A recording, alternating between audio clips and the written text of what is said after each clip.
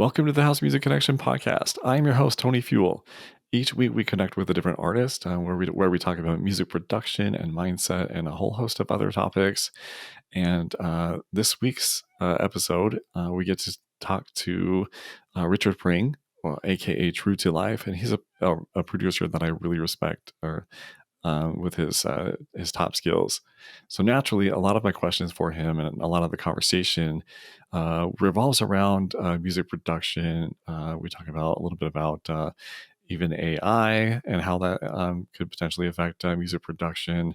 We get into a lot of just kind of brass tacks and nitty gritty topics about music production, and also for part of the conversation, we kind of change gears a little bit and talk about, our personal lives a little bit, and then how house music has helped us to navigate life through some dark times and through the good times as well. So let's dive into the conversation. Richard, hey there. Hey, Welcome to the House Music Connection podcast. It's good to have you on the show.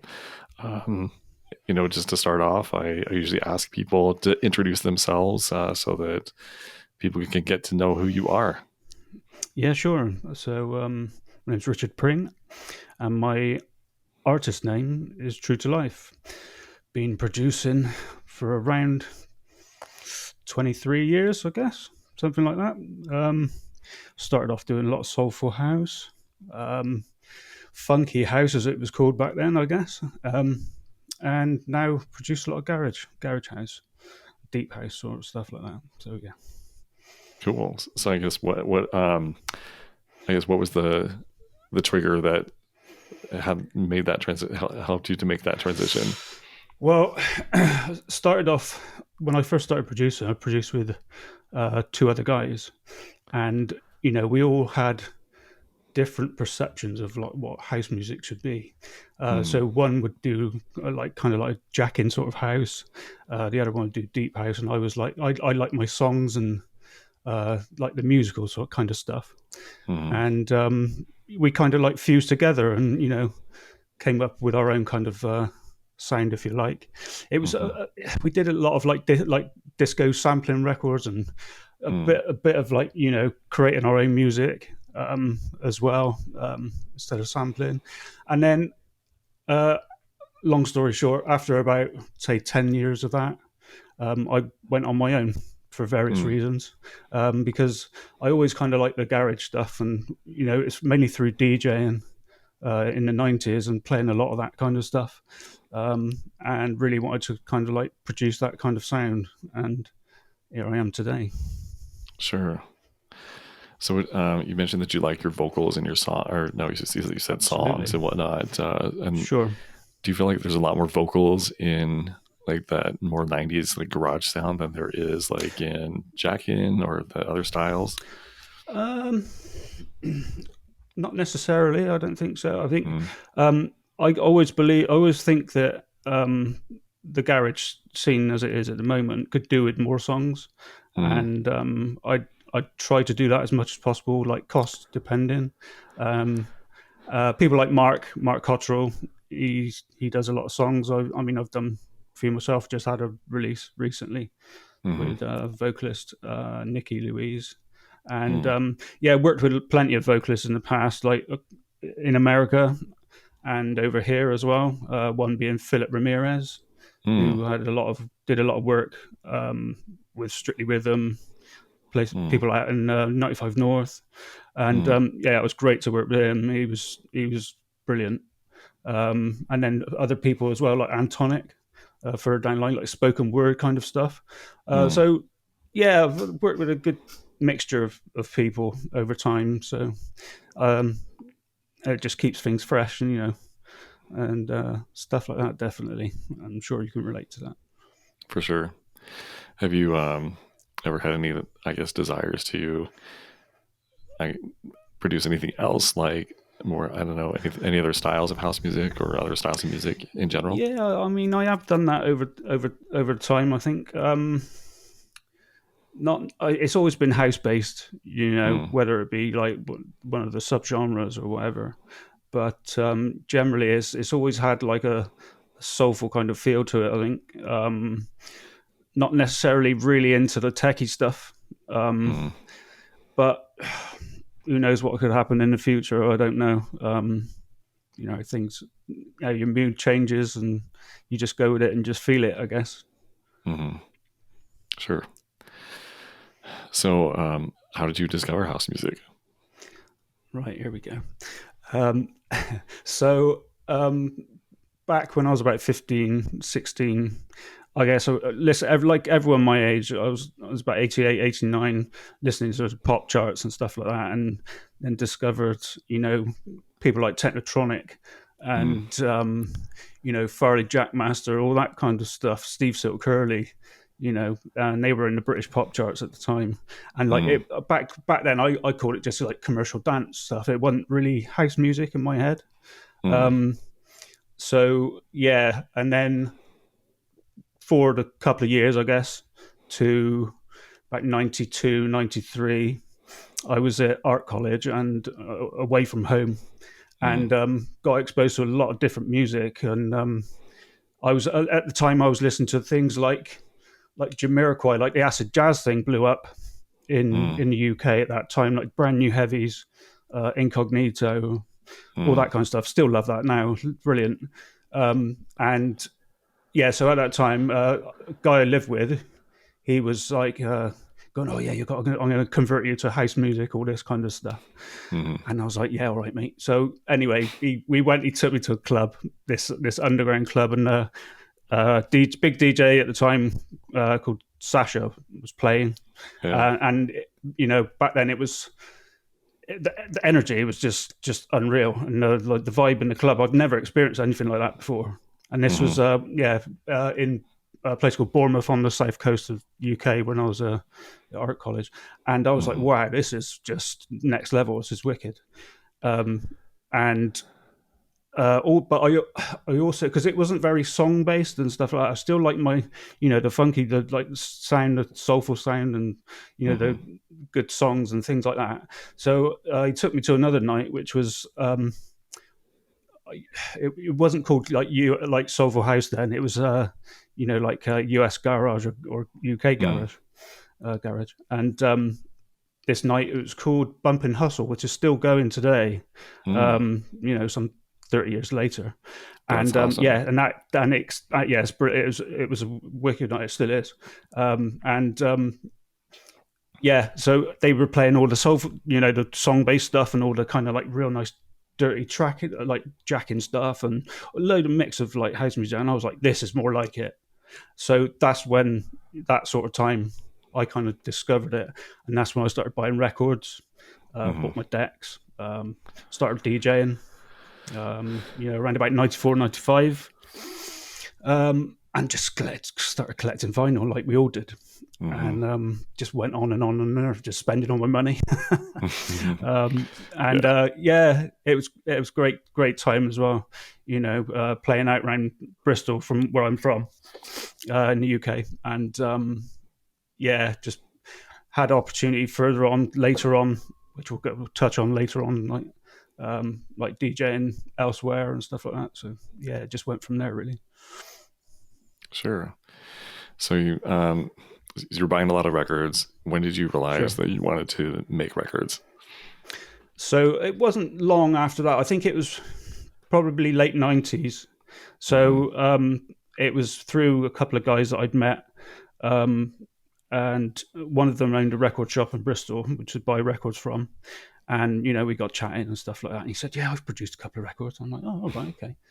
And so, I was like, "Yeah, all right, let's, long story short, went back to his and stuff, and he showed me what he was using, and he was using like an Amiga back then, a Commodore Amiga, using Mm. like a tracker DAW. Well, wasn't a DAW back then; it was just some black and white bit of software, which is Right. just like you program numbers and stuff like this, and it was like really confusing. I was like, "What the hell is this?" Wow. Yeah. But he managed to get some out of it. Do you know what I mean? I think he just used to sample stuff and just it was like loops and stuff like Mm. that, stuff like this.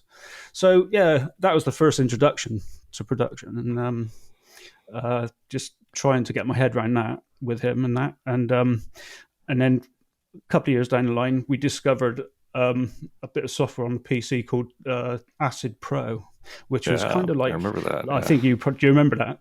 I And do. I actually have so a yeah, it was copy, really, and I well, made some yeah, records with that. Yeah, yeah. nothing that I So released, but yeah, my first records were produced on that, and yeah. it was why I liked it was because it was so easy just to Hmm. drag, like samples and loop it just like that. It's kind of like what Hmm. Ableton does now. Yeah. And so yeah, that was my first kind of uh, you know feelings of like producing house music and stuff like that, and just sampling like old records, things like Hmm. that. And that some of my first tracks were sampling old disco records and things like that. And yeah, Hmm. um, yeah, it was, that's how it went for a good few years. First of all, when I first got into it. Do you have any musical background that you brought with you into that before you started Sure, producing? yeah. Yeah. I when I was about 13, 14, I taught myself how to read music and like teach yourself books and stuff like that. And I have Mm. like old like Yamaha keyboard, so I know how to read music. Mm. Not that it makes much difference today, but it helped me find my way around the keyboard, and Mm. it really does. I guess it does help me quite a lot today, especially when I want to do a solo and stuff like this, and like figure out the key of a track and where I go Yeah. in the scale, and you just play around the scale basically, and that's how I do it anyway. So yeah. Yeah. So so when I'm listening to your tracks and I hear like I don't know, some chord progressions that sound really good, but they're kind of Mhm. unique too. Like how do you, I guess, come up with your chord progressions? That's a good question. A lot of it's luck. No, it's I I work a lot with machine, Mm. so I kind of I try and get ideas down quickly in that, because there are like chord like sequences like player thing on there which I use. Hmm. Same in Logic. That's I just try and get a basic, and then I'll go away on the keyboard and then kind of extend it and stuff like that, and or like even just like move notes around just to get a basic chord progression in the same key and stuff. Mm. And that's it's all by ear basically. Um, Sometimes I mean I've been discovering things by using AI as well recently. Mm. Just asking Chat GPT or come up with a chord progression or something like this, which is like Mm. quite a interesting way and stuff. So Mm. yeah, which I've started to utilize a bit. But yeah, Mm. that's how I basically do it. So you mentioned AI. That's kind of like a big topic right now, like in just Sure. like the whole world. The Yeah. world is Yeah. kind of changing with AI. So do you feel Hmm. like it's? I guess what are your thoughts on AI replacing musicians Yeah. and producers and whatnot? I don't know. I'll tell you my thoughts first. I feel Yeah. like it's a way to enhance what you're already doing. It's just another tool in your toolbox Absolutely. and whatnot. But then it's still up to the human being to make it something that is suitable for humans to consume and to hear and listen to, and you still come up with lyrics and whatnot, and like just the beats and like how everything fits together, and you still have your own Sure. sound and style, I think. But I don't know, some people like say that AI might be taking over, but I always feel like that's I never don't gonna think so I don't yet. know. I don't know either. Yeah. It's a funny one, isn't it? Yeah. Yeah, I like you say. I think it's definitely a tool to use. Right. But yeah, I it could be like too clinical. It was interesting. I was talking about the same subject to Chris Woods, who runs Unique to Rhythm U2R Records, Okay. and he was telling me about this thing called voice swap. And it's basically you can record your own voice and take that audio and upload it to this website, and it basically you can select a profile of a singer, Mm. say like Robert Owens or whatever, and it replaces that vocal into his voice. And it's just to me that's incredible. That's Mm-hmm. incredible. And it's things like that. It could be really good. How it I guess artists get paid for it, because you do have to pay for this service as well, so Mm. they must get some sort of royalty and stuff like that. But things like that are just amazing. I hope it doesn't. you know, get rid of vocalists altogether. You know what I mean? Doing recording live vocalists is nothing like doing stuff like that. But yeah, like you say, it is a tool, and it could be you could use that kind of like vocal that comes out of it to ask them to re-record it, I guess, or something like that. Yeah. So yeah, and actually like write a proper song, etc. Right.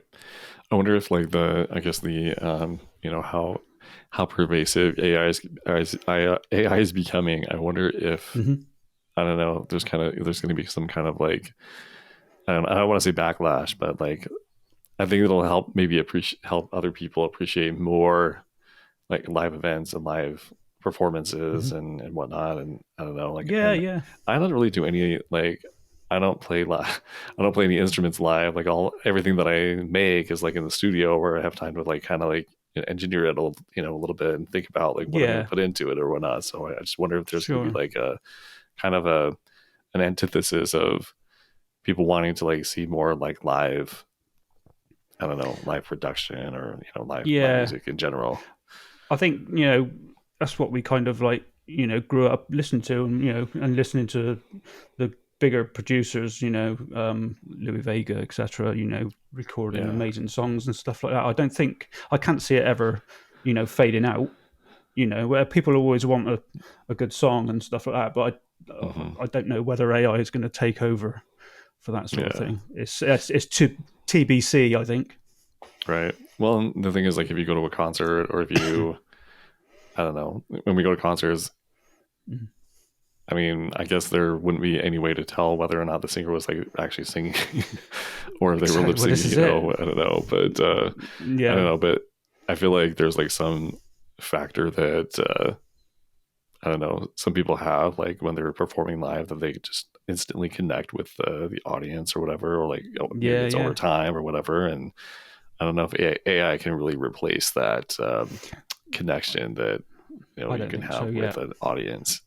no. Yeah, Yeah, it's another topic to be discussed. I think at a further time. for sure. Yeah.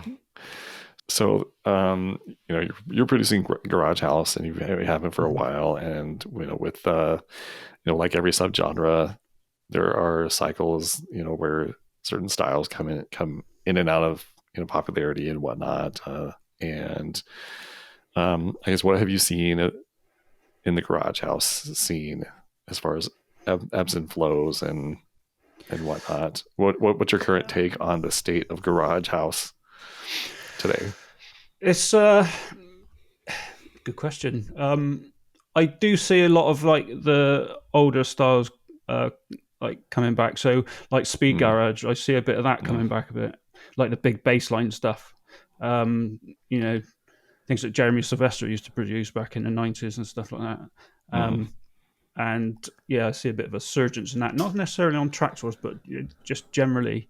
mm, Um, uh, yeah, it's funny because the garage house thing is just like basically an extension of what we did, or what Grant and Booker T and all the rest of it produced back in the '90s. So mm, there's not much in terms of how it's sounding and like differently. mm, So yeah, I've always tried to emulate that kind of sound. Whether I mm, do, I don't know, but uh, yeah, I don't think it's changed that much. It's still the same kind of beats and the same sounds. It's just it's just there's a lot more people producing it, mm, um, and I don't know whether that's going to get stale. I don't know, because you do mm, see a lot of like the dubby sort of stuff. It's just like mm, short vocals and things like that, samples which people have just reuse over the same over and over again. mm, And myself, I try not to do that. I try to kind of create my own.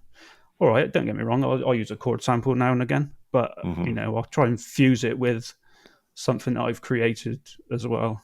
Um, so just to create something new and not keep it the samey. Do you know what I mean? So yeah. yeah, Yeah, I try to do that too, like, just writing original songs and whatnot. And absolutely. I'm definitely not like I don't consider myself a great songwriter at all, but I try to like make something that's original so that Hmm. I don't know. I think I saw Danny J. Lewis post something, or maybe he was talking about this on YouTube or something. I can't remember, but he was talking about like how there needs to be like new classics, and who are Mhm. the new like you know Karen Brown, or Kathy Browns, or whoever now, like Yeah, is there like yeah. going to be another generation that comes up that other people 20 years from now are going to 10 or 20 years from now are going to be looking to as their Hmm. influences. Yeah, Mm. Yeah.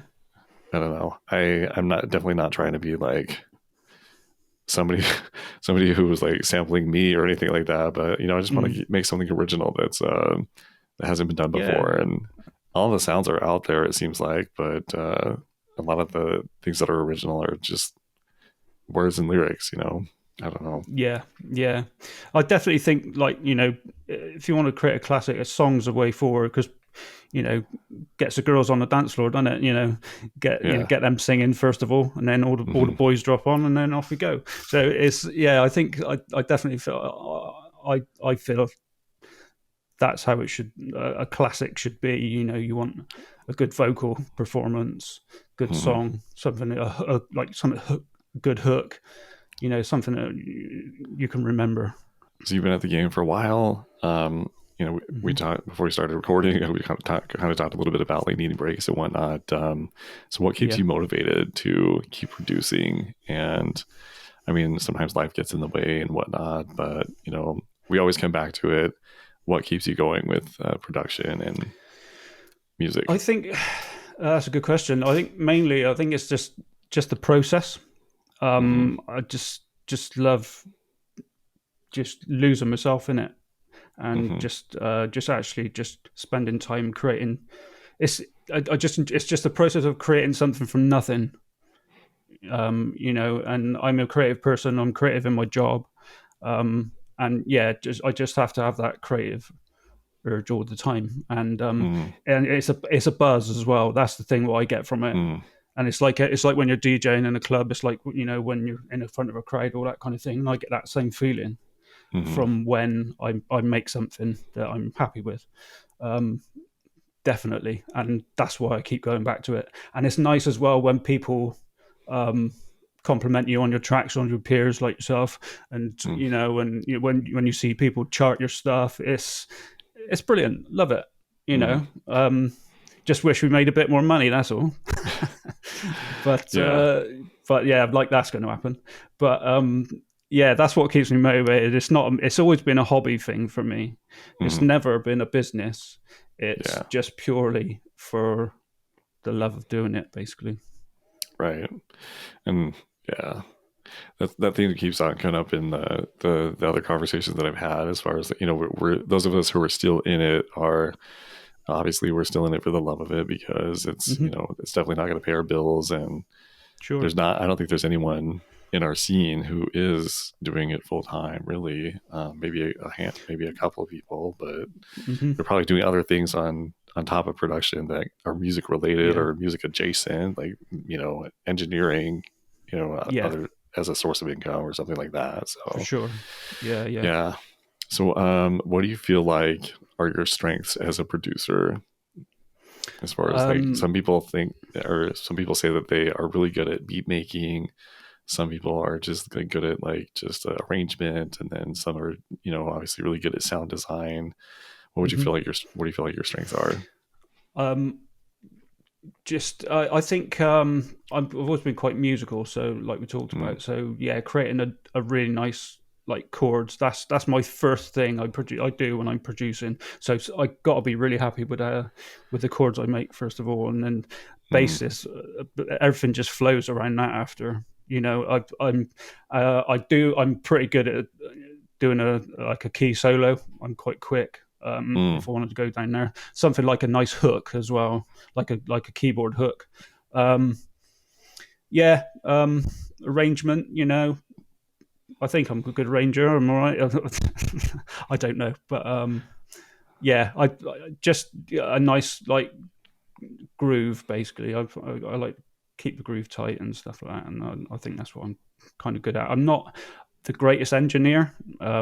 Mm. Most of my stuff gets put out for mixing, if I'm honest, mainly because my Yeah. room's not treated or anything. I'd rather spend the money on getting someone else who knows what they're doing, get the bottom end sounding fine. And yeah, that's not my strength. I can do basic mixing and stuff like that, but Hmm. I'd rather um, get it done like proper professionally.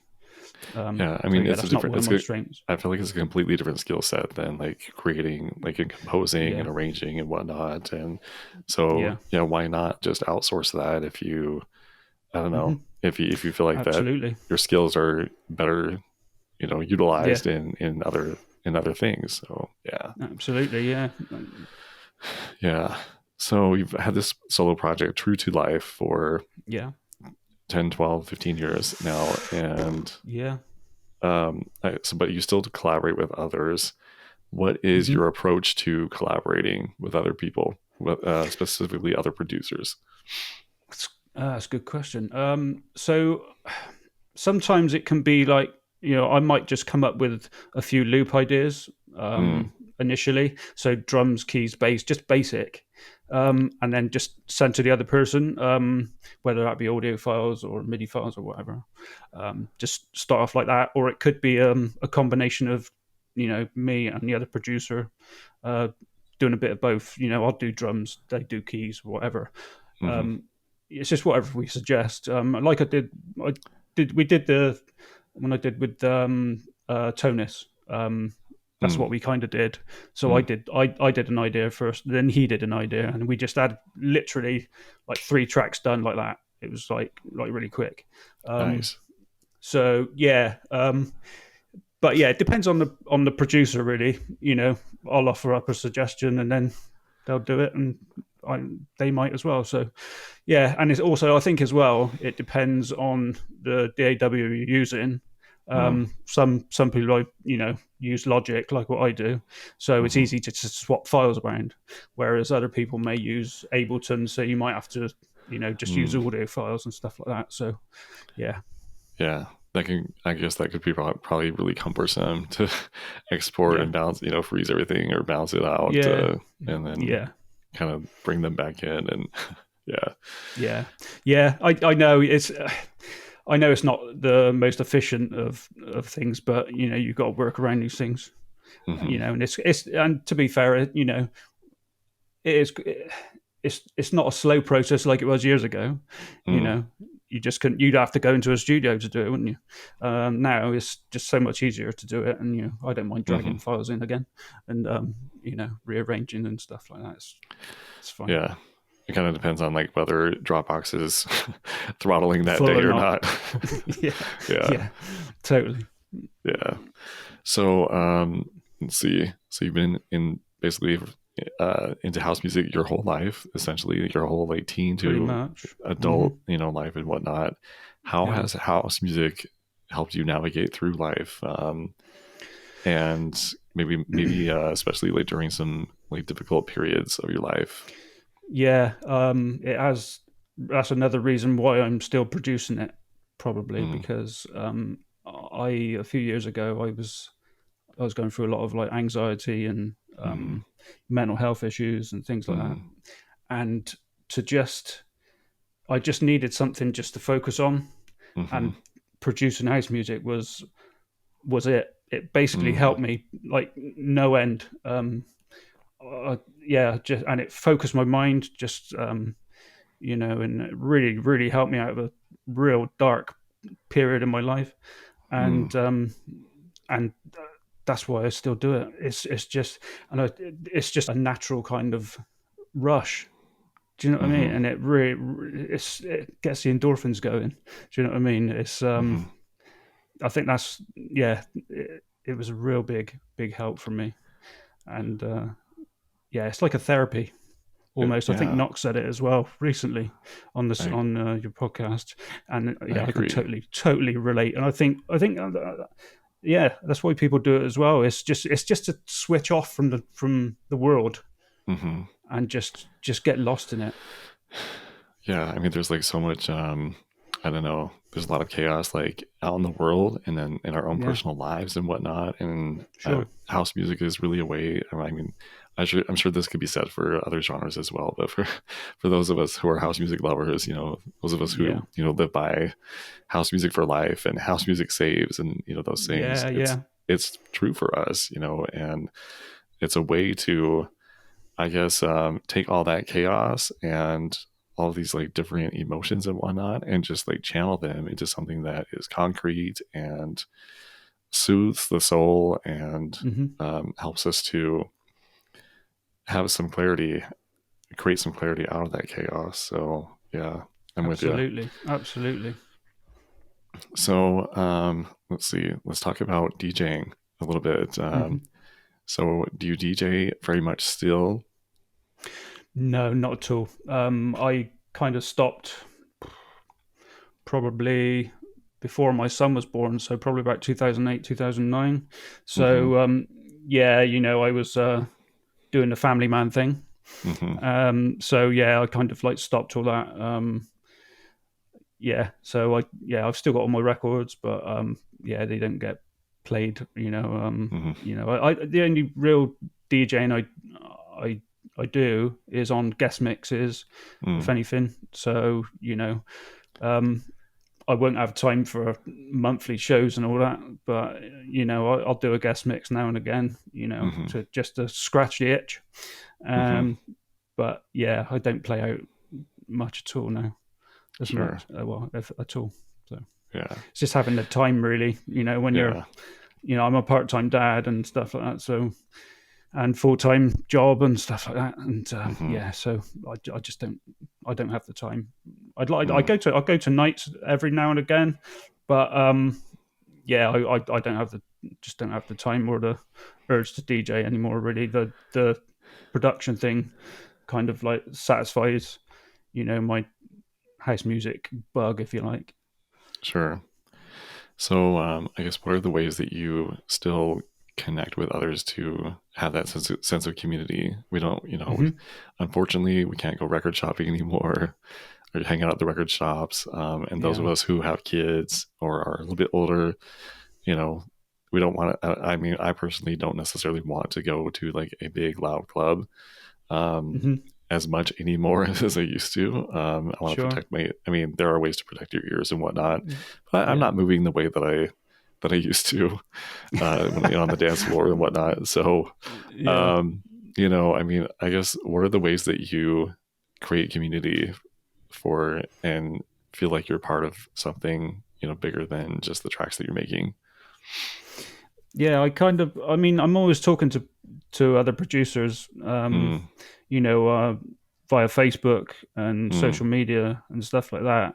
And that, they're all, whether they ask me questions, like we're doing now, or um, just I think that the whole what I like about the garage house thing is there's a lot of people that support each other, mm-hmm, and they want to work together, and that's brilliant. mm-hmm, You know what I mean? That's what I like. Everyone supports each other. They chart the tunes on track source and things like that. I think that's the way I kind of like. I'm part of the community. I think. sure. Well, Just I think that way. the D3EP.com, the shout Yeah. box Oh, helps a absolutely. little bit. Yeah. Yeah, Big up to yeah, John and James and all the rest of them. yeah. Knox, all the guys. Mm-hmm, It's such fun. I mm-hmm, must go into the chat as well on Friday. I'll try and do that. Yeah, it's things like that. It's brilliant. mm-hmm, It's such good fun, and there's great music as well, obviously. So for sure. And yeah, before we started recording, we talked a little bit about you connecting with Dave Shortland for you've known him for a long time and whatnot. yeah, yeah, So I just did a collaboration with him. He'll be a featured artist on a record I have coming out probably before this episode airs, but but excellent. it's kind of like I don't know. So it sounds like that's maybe one way that you are connecting with other people. It's just like hanging out Yeah, and kind of doing stuff in the studio together, like in person yeah, and whatnot. Yeah. yeah. We have done in the past. we need to do another one, Dave. Come on, Mhm. let's get on it. Yeah, he's a great guy. Very talented musician. I've actually worked with his brother-in-law, who's a session jazz trumpet player, and Okay. I've done a few tracks. There was one, I think, beginning of 2023, a collaboration with Ukes, and it was called Samba Gringo, which went on Night Grooves, Mm. and that was that was utilizing his skills. Um, so yeah, um, but yeah, I need to do something new with Dave. Yeah, but yeah, I look forward to hearing your track with Dave. I'm sure he'll send me a copy, cheeky copy. I will. Yeah. Yeah, but yeah, he's a good guy, and known him for a long time. Who are some of your influences now? I think they're probably like they've always been, um, from the garage scene. You know, your Grant Nelsons, your Booker T, Hmm. Mike Delgado, all those guys. Like it's not just the UK garage; it's the US kind of guys as well. Like Tommy Musto, Victor Hmm. Simonelli. You know, that was the labels that I used to love when I first started buying house music was strictly your King Street, Nervous, Hmm. Nice and Ripe, Deep Trouble, all that kind of stuff. So it was a mix of UK and US, So yeah, it was those guys really, and I tried to emulate as close as I can. Whether it comes out like that, I don't know, but they're definitely an influence. I think that's probably why my stuff sounds the way it does because it's kind of varies. One minute I can go deeper, one minute I can go a bit more soulful, and then Hmm. I can go a bit more banging. It's I've got a lot of influences. And it doesn't necessarily mean like come from house music as well. It Hmm. like I mentioned earlier about that acid jazzy stuff. So that's where the chords and keys come in, that type of stuff. Um, so yeah, and then you can go all the way back and things like Stevie Wonder and Nile Rodgers, all that kind of stuff. Hmm. I listened to growing up, and what I was surrounded by when I was growing up, when my parents would play it and stuff like that. So yeah, there's a lot of influences. I think we all have Yeah. similar influences, I guess. Sure. So, what are you excited about for the next year? In terms of like new music and stuff like Hmm. that. Yeah.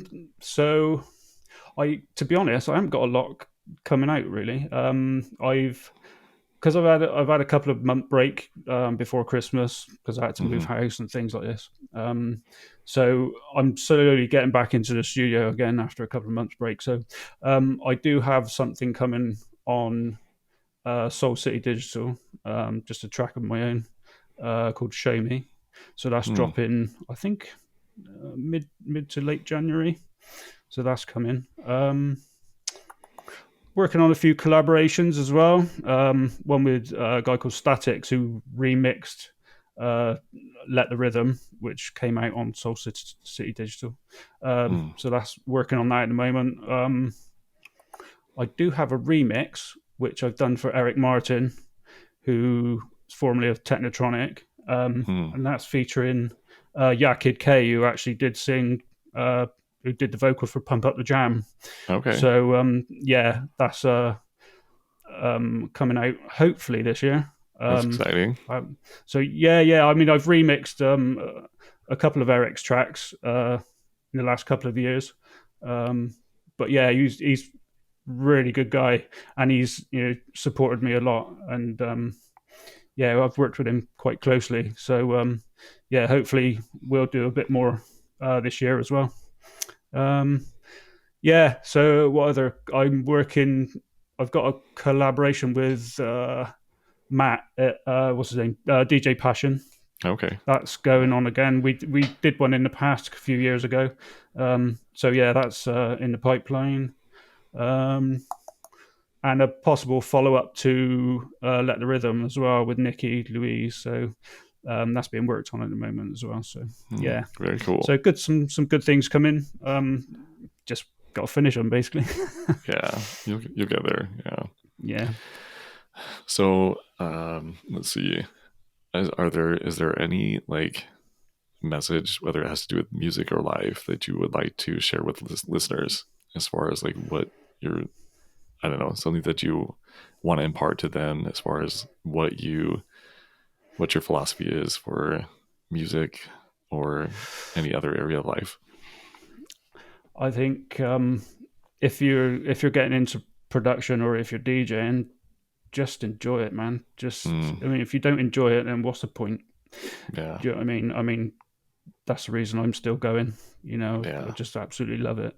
If you don't enjoy it, don't bother. You know what I yeah, mean? Regardless whether you make any money or not, don't get it twisted. Don't get it into it for the wrong reasons. I mean, yeah, all right, yeah. it's nice to make a bit of money, but do it because you love it as well. Hmm. Definitely. For sure. All right. Um, let's see. We're kind of at a little bit of a pause here, like within my like train of Yeah. thought here. So Yeah. let's see. I'll probably have to edit this out. Okay. Is there anything you'd like me to ask or you want to talk about? Um, let's think. I think we covered kind of a lot of it. Hmm. Yeah, I don't. Oh, there's one No, thing that I wanted to ask that I okay. forgot. All right. Okay. Yeah, All right. go. So, Yeah. all right. So, you mentioned like having time for things. So, for music production and just like there's a Hmm. lot, that you're trying to fit that within your, into your life. Hmm. What are some of your, I guess, tactics for making sure that you are able to work on music when you want to? Well, um, my life's quite free at the moment. Yeah, so I've got quite a lot of time on my hands basically to carry on, but I'm trying to slow it down a little bit. There was a period a couple of years ago where I was just absolutely demon, just in the studio constantly and all that, and I'm getting tired now. Mm, I just yeah. need I think that's probably why I needed that 2 month break and stuff because I've just been on Hmm. it for a good 10 years, quite solidly. So yeah, I it's good to have a break now and again, isn't it? So do you like schedule like time in, or do you just kind of like, oh, the evening's free, I, so I'll just work on it now, or yeah, is yeah, it more? exactly that. Yeah, Yeah, it's not scheduled. yeah. Never has been. Mm, I'll just do it when I'm feeling it. Um, you know, finish work, something to eat, get get a drink, get the studio on, and off I go. And I'll, whether it be starting at just a basic idea or hmm. arranging something up, it doesn't matter. Yeah, just spend a couple of hours at least. It would have been longer back in the day, but you know, yeah, I just do what I feel basically. Yeah. Oh, cool. Hmm. Yeah, everyone's got like a different system that works for them. So yeah. Absolutely, yeah. I mean, all right. If I got a bit of time on the weekend, I might stay in there, do like a good 4 or 5 hours or whatever, Hmm. at a time. But yeah, I just whenever really. I'm Yeah. quite fortunate now, I guess. Do you ever have any like periods of like early time in your schedule where you have to like just kind of get something done within a short period of time, like a half Yeah, hour, if like okay, I've got a half hour, I'm just gonna get like this beat made or this chord progression worked out, or are there any sure, micro yeah. tasks? Do you feel like I deep work, do you feel like you have to do deep work when you are producing, or are you able to get small chunks of work done? I'm able to get small chunks of work done quite quickly. I Hmm. guess it depends on the project as well. I think if Yeah. it's a remix, I'd rather get something done fairly quickly. Mm. Um, First thing I'll ask is, if I'm doing a potential remix, is there a time constraint on this? Of which I'll, if it's like a couple of weeks, I'll just bash it out really quickly. Um, but other than that, there's no real uh, kind of urgency, I guess. It's just at my discretion, really. If I'm into something, I really like it, then I'll feel like I want to do it really quickly and get something going. That's when you get excited then. Hmm. And so yeah, but other than that, no, not really. Sure. Okay. All right. Well, it's been really cool having this conversation and just getting to know you better and more deeply. Yeah, thanks for having me on. Really appreciate it. Thanks, Tony. Yeah. Thanks for sharing your Yeah, story, a little bit of your story and your philosophy of production and how you approach things and whatnot. And so, yeah, it's been good to have you. I'm looking forward to the tracks that you mentioned that are coming out. So it'll be absolutely. good. Thank you very much, mate. And I'm sure we'll see each other in the D3 the deep.com shop box, Most definitely. d3ep.com. Most definitely. All right. Cheers. All the best, man. All right. Take care.